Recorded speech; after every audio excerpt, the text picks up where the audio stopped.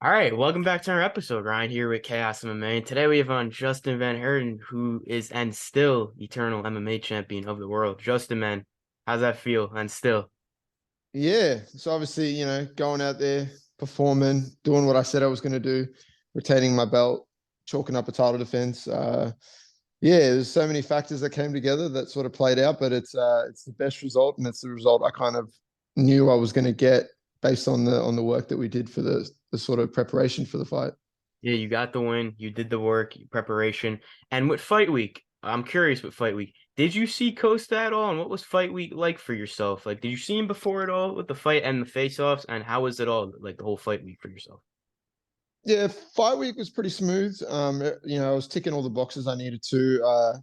The point by the time I sort of got to Perth and was getting settled in, Yeah. everything was on point. My weight was in a really good spot, like in a sweet spot. With the based on the sort of fight week protocols that I follow with my team, with my dietitian and nutritionist and kind of the markers that we sort of hit with fight week and where we want to be. I was sort of ticking all the right boxes, so it was a smooth process. But in terms of the rest of it, fight week is just an enjoyable sort of time anyway, because you just kind of lays it in on those last little things before the fight. But I didn't see Costa until we were at the weigh-ins, and then obviously we weighed in, uh, did sort of the official weigh-ins, and obviously that's when I first got my first glimpse at him. And something that I noticed, obviously he's the bantamweight champion and was coming up to fight me for the featherweight title, but he's fought at featherweight before.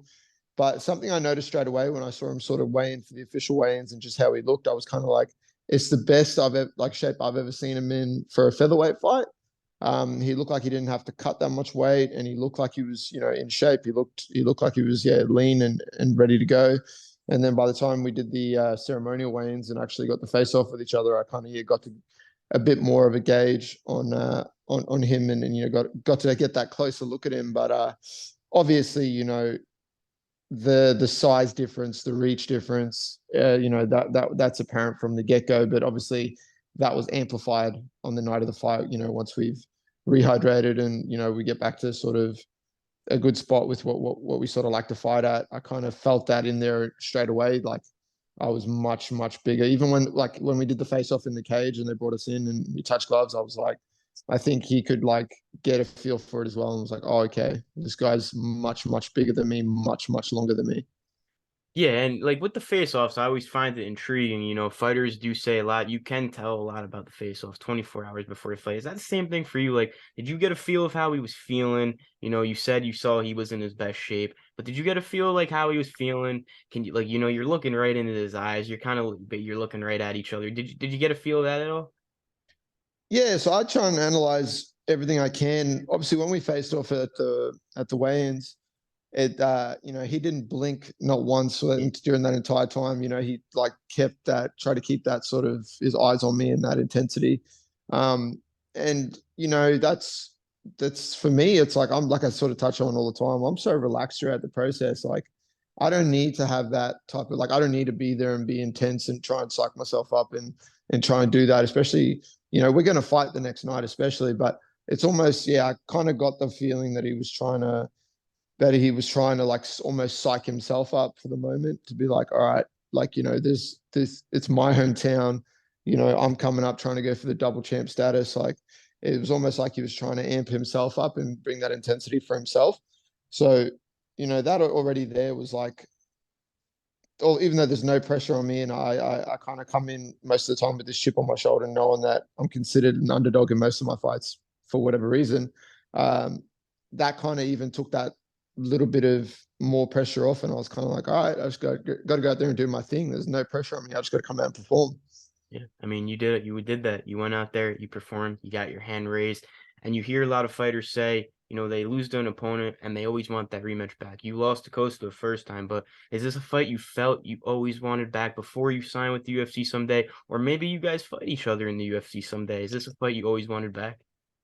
Yeah, I spoke about this. Like, this is the loss to, like, obviously I've got, I've had, I've lost before in MMA and stuff like that, but this is the only loss I had that actually stung and was like, holy crap, like that sucks. And I was like, and just kind of, it stung. And it was one of those ones that was like, it was still months later where you were like still walking around going, damn it, I can't believe I lost that fight. And I can't believe, I can't believe I lapsed like that. But, and I knew that I, I just didn't perform to the standard that I'm capable of. So 100% I knew at some stage there was going to be an opportunity for me to get this fight back. We Yeah. were going to run it back and I was going to be able to perform and showcase that the first fight wasn't the best performance and wasn't the level of fighter that I know I am. So yeah, to go out there and get that rematch and sort of do it, run it back, same place, same venue, almost 2 years to the day. Like it's that's like a movie script playing out. Like and then to get a emphatic knockout victory like that was I couldn't be happier and couldn't be more stoked to sort of get that one back in such fashion. Yeah, you got your redemption. You got the win. You landed the right hand. He fell down. What's going through your head when he falls? Like, is anything going through your head? Because you are mid fight. You're kind of just thinking like, what were you thinking during that moment when you see him fall? Yeah, I mean, people like I think the more time you spend in there, the more comfortable and more, I guess, present you are in the moment. If I sort of go with my amateur fights as well, I've had nearly like 25, 30 MMA fights. So like I'm present in there, I'm focused, I'm hearing everything, I'm seeing everything. So yeah, once that shot landed and he fell like that, I knew that it's a wrap. Like this is my moment to end the fight. And then it's a case of it felt even when I watched it back, I kind of see it. It was a case of I just got to him before the referee got to him because obviously the ref's got such a tricky job about knowing when to jump in and stop a fight and when to give someone the opportunity to keep going. And especially someone like Costa, he's got really really good jujitsu, so there's always a chance that even when he is buzzed, he could grab a leg, grab something, throw his legs up. There's something still there, like being on his back. But if you look at the way he fell and the way he was, like he was pretty much done after that shot. But I just got there before the ref and had to just follow up, and it was uh it was a case of just those two follow-up shots, and then obviously the ref saw enough and pulled me off. But it's yeah, I knew the way I sort of described it to people is like the first shot felt like I was just a hot knife slicing through butter. Like there was nothing to it. It was just in that sweet spot. And he obviously went down. And then the second shot was more like I felt the knuckle through the glove, like connect to his face. And I was like, oh, okay, that like he's done now. And then the third shot was equally as hard and on the button, very like, I wasn't just rushing in trying to throw follow up shots to try and just get overzealous and try and like put him away. It was accurate. It was, I was trying to pick my target. I was trying to land accurately in the same spot that I landed the first shot. So yeah, it was good that the ref jumped in when he did, and I didn't have to like follow up with any more shots because he was done. And even in the cage afterwards, like when he was with his team and he was near the fence, and I walked over to like shake his hand or give him a hug and give him some props in the cage.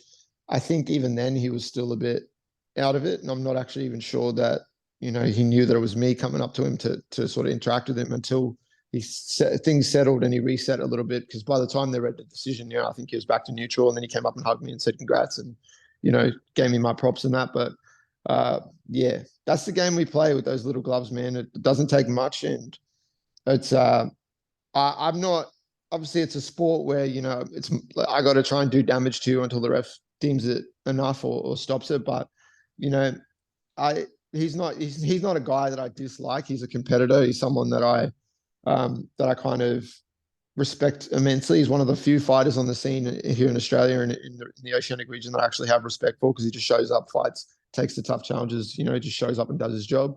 Um, so I'm happy I didn't have to do any more unnecessary damage because at the end of the day, we all got lives outside of the cage, and I don't want to, I don't want to have anyone be too messed up when they have to like sort of get out of the cage after the fight. But I'd have to really hate you to make it that intention. But it's still that's it. It's the sport. It's the game we play, and I had to follow up and put him away. Yeah, I mean, you certainly see some cases in the sport where refs come in way too late and the guys are sometimes already out and they still didn't take them out. But for you, you land it, you win, and still get the belt back. You think it's the UFC next? Have you had any talks with them? What can you say about it? You feel it has to be the UFC next for you?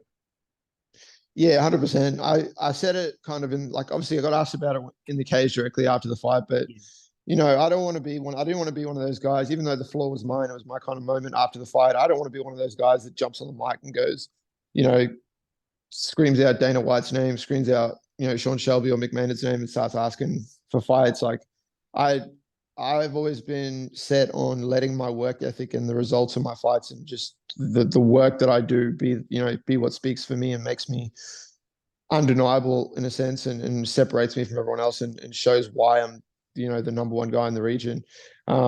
So, like I sort of said, I beat the best people in the region. I've taken the fights that no one wants to take. I'm on a win streak. I put people away. So I think I've beaten the best people here. I want to fight the best people in the world. So I want to start testing myself against the best fighters in the world. So 100%, that's what we're going to push for. That's what I want to push for. There's so many cards that are coming up. Like, and I'd be, I came out of this fight with no injuries. I was straight back in the gym because obviously Alex is in camp for Rodriguez and a few other things are happening around the gym. So I'm straight back into it. I've just been, doing that, focusing on being a body for him. But at the same time, like I've got no injuries. They could call me tomorrow and be like, "Do you want to fight next week?" And I'll be down.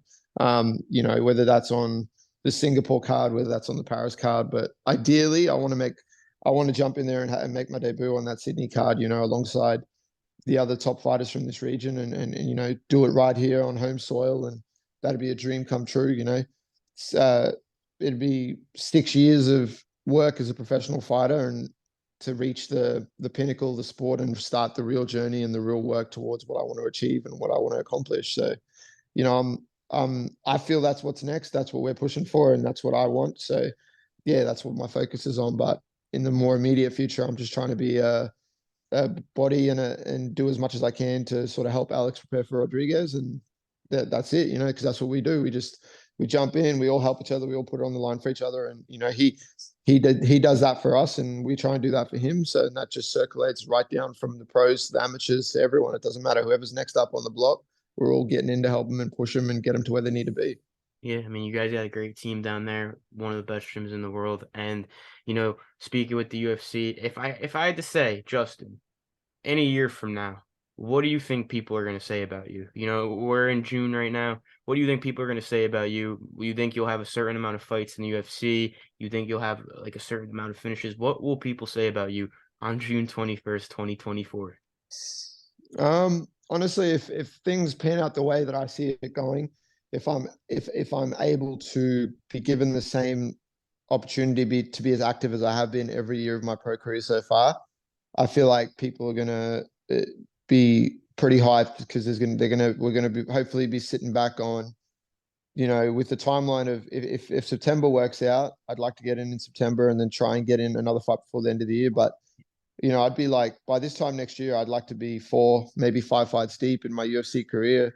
Um, and a few finishes in the bank and stuff like that over some top competitors, and do the same thing that I've been doing and gradually increase the level of competition. I think people are just going to be hyped and excited, and I'm going to continue to live up to that standard that I set for myself, which is that I'll fight anyone that's in front of me, and I pull people away. Like if there's an opportunity for me to finish the fight, like I don't go looking for finishes, I don't go forcing finishes, but if the opportunity is there, I will put people away, and it doesn't matter where it is. And I think I've showcased that, and I'll continue to showcase that.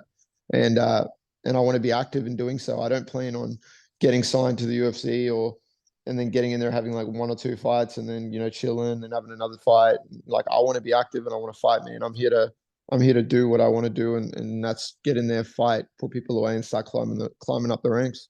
Yeah, I mean, you certainly feel like it's coming. You're on the winning streak. You just got the finish over a very tough opponent. So you feel like it's definitely coming. But, for you, thanks again for your time. Always do appreciate it. But before I let you go, did forget to ask you this last night. Little series I do for the fans.